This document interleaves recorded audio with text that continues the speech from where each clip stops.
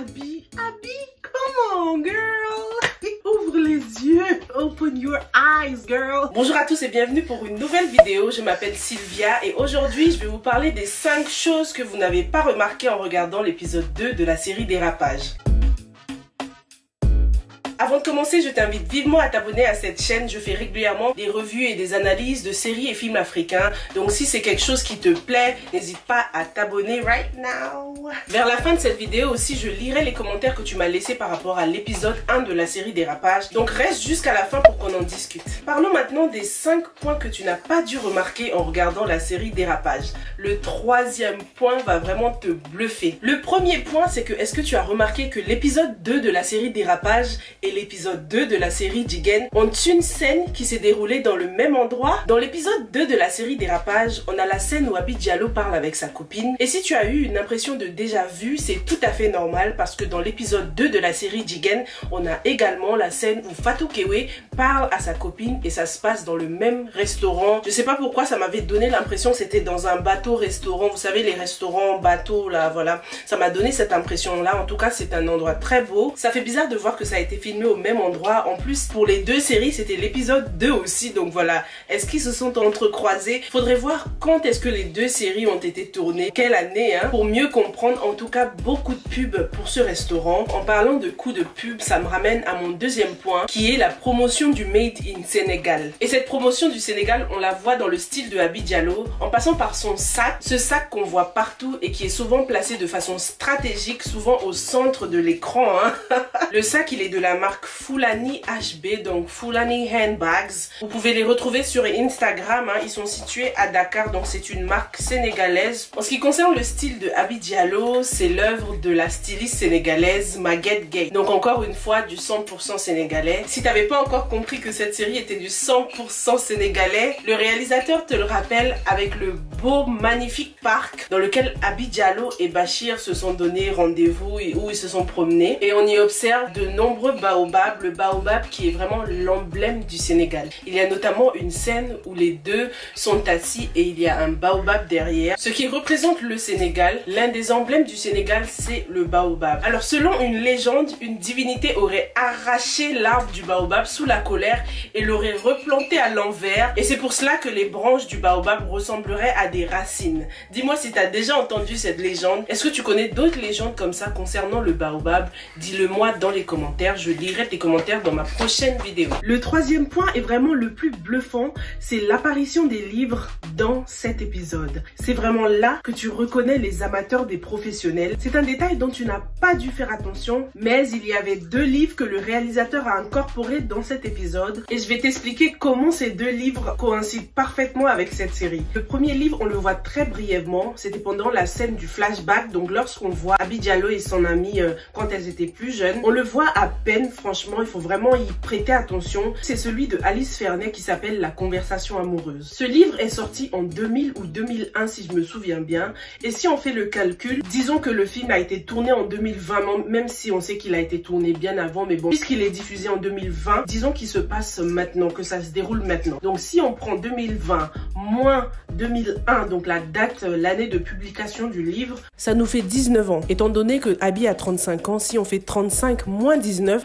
on obtient 16, et ce qui correspond parfaitement à l'âge de ces filles pendant le flashback. It makes sense. Ce livre nous aide non seulement à nous situer dans le temps pour nous dire que cette scène se déroule à peu près en 2000 ou en 2001. C'est vraiment dans les détails comme ça qu'on arrive à différencier les professionnels des amateurs. Si c'était un film un peu bâclé, ils auraient choisi n'importe quel livre parce qu'on le voit à peine le livre. Mais comme je fais très attention aux détails, j'ai voulu savoir s'il y avait de la cohérence dans cette scène et la réponse est oui, tout est cohérent. On est dans la bonne époque, ces filles ont à peu près 16 ans dans cette scène. Le deuxième indice que nous dévoile ce livre, évidemment, c'est le caractère des 2 personnages, hein. Abby Diallo qui est plutôt dans la théorie, hein, qui veut apprendre l'amour par les livres, et son ami qui est plutôt dans la pratique, qui se maquille et met ses atouts en valeur. Parce que oui, ce livre, sans entrer dans les détails, il parle de deux personnages qui se rencontrent et apprennent à s'aimer, on va dire. Donc c'est un livre qui parle d'amour. Le deuxième livre qui fait son apparition dans cet épisode, c'est le livre du best-seller Paulo Coelho. C'est un roman qui s'appelle Le démon et Mademoiselle Prisme. Ce roman parle de la tentation, d'une communauté, un village qui doit choisir entre le bon et le mal, entre le cœur et la raison, entre la lumière et l'obscurité. Il s'agit de vaincre le démon qui est en nous en fait. Le roman parle de la condition humaine. Selon l'auteur, on a tous un bon et un mauvais côté en fait. Qui d'entre le démon ou le diable prendra la bonne décision? Et tout de suite après la scène du livre, il y a la copine de Abby qui arrive. Abby lui dévoile qu'en ce moment, elle se sent confuse, ce qui colle parfaitement avec le roman. Elle se sent confuse en ce moment parce qu'elle pense trop à Bashir. Et dans cette situation, c'est le démon entre guillemets de Abby qui l'emporte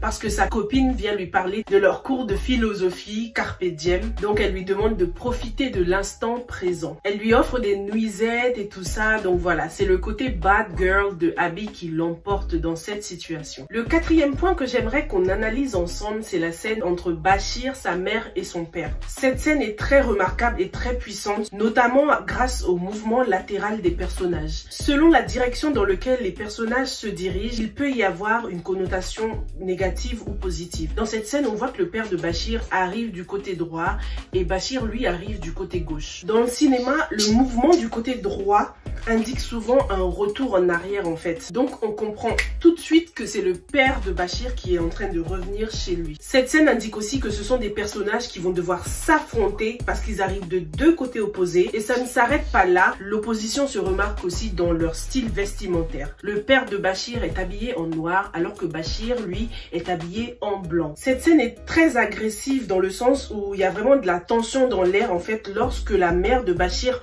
entre en scène. C'est vraiment la cerise sur le gâteau parce qu'à ce moment-là, ils forment un triangle. Dans le cinéma, il y a trois formes principales. Il y a le triangle qui signifie l'agression, l'agressivité, la tension. Il y a le cercle qui indique qu'on est en sécurité en quelque sorte. Et puis, il y a le carré qui produit un effet de limitation dans une scène. Du coup, pour cette scène, les trois personnages créent un parfait triangle et cette situation crée bien évidemment une tension comme on l'a vu. Au début, la mère de Bashir essaye de calmer les choses avec cette couleur jaune dont on a déjà parlé, mais ça ne marche pas parce que tout de suite, le père de Bashir se met au milieu, ce qui change totalement la donne. À partir de ce moment-là, c'est lui maintenant qui prend contrôle de la situation et par conséquent, Bashir se voit obligé de quitter la scène, de quitter la maison. Le père de Bashir prend vraiment le contrôle même de la scène. Il occupe beaucoup d'espace, on le voit. Lorsqu'il parle avec la mère de Bashir, c'est lui qui occupe beaucoup plus d'espace qu'elle. Elle essaye de l'affronter en se levant pour un face-à-face, mais on voit qu'à la fin, il en ressort gagnant et elle n'occupe qu'une petite partie de l'écran, comme si son mari l'avait remis à sa place en quelque sorte. Donc voilà, tout cela, ça fait partie de la cinématographie, rien n'est fait au hasard. Tout ce jeu de caméra est vraiment fait exprès. Le dernier point dont je voulais qu'on parle se déroule lorsque les trois personnages se sont donné rendez-vous donc dans ce bar et on voit visiblement qu'ils ont essayé de cacher donc les boissons et tout ça, les marques, ce qui a donné un rendu un peu bizarre, mais il ne faut pas oublier que le Sénégal est un pays musulman,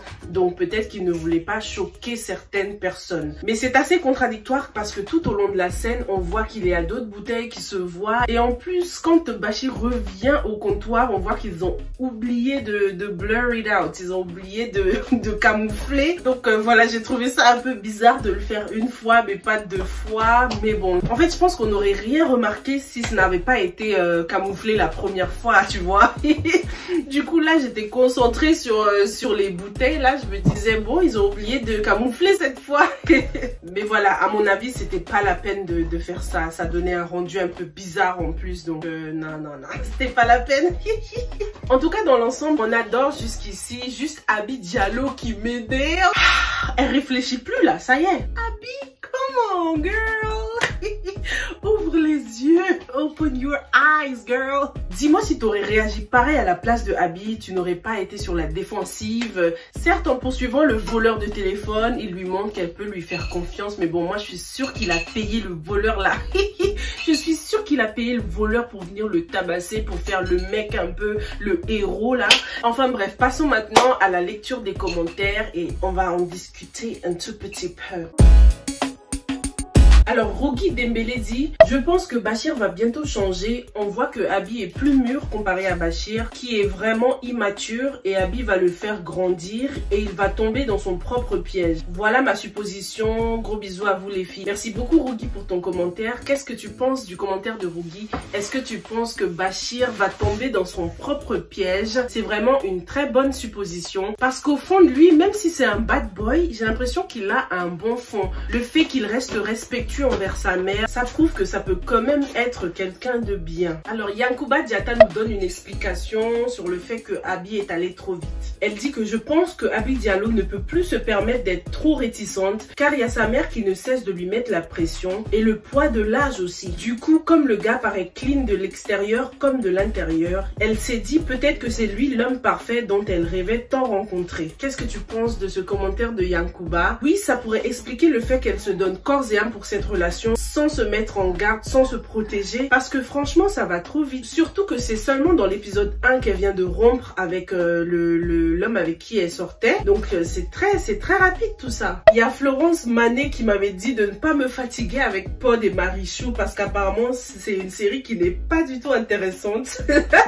Elle a dit: il y a trop d'incompréhension et d'incohérence. Bon, merci beaucoup. Je pense que je vais pas regarder la série du coup, hein. Mais bon, si tu regardes la série et que t'aimes bien, il y a la youtubeuse Ivorian Sleeping Beauty qui fait les revues, donc je t'invite à aller sur sa chaîne si tu veux des revues de la série de Pod et Marichou. Pod et Marichou. Parce que moi je vais pas en faire sur cette chaîne parce que je n'ai pas regardé la série, tout simplement. Il y a Cher Diouf qui nous dit: hello, merci pour tes observations. Et oui, tu as raison, nous sommes en 2020 et ça ne devrait choquer personne qu'il y ait de la qualité dans notre cinéma. Sauf que bon, malheureusement, ce n'est pas le cas de toutes nos productions, et quand la qualité est là, faut s'en féliciter. Et oui, c'est ça, hein, faut féliciter quand la qualité est là. En tout cas, pour ma part, voilà ce que j'avais pour toi pour cet épisode 2 de la série Dérapage. N'hésite pas à laisser tes commentaires pour que je les lise dans ma prochaine vidéo. N'hésite pas à explorer la chaîne et découvrir d'autres revues de séries qui pourraient t'intéresser. Je te retrouve à la prochaine pour une prochaine revue.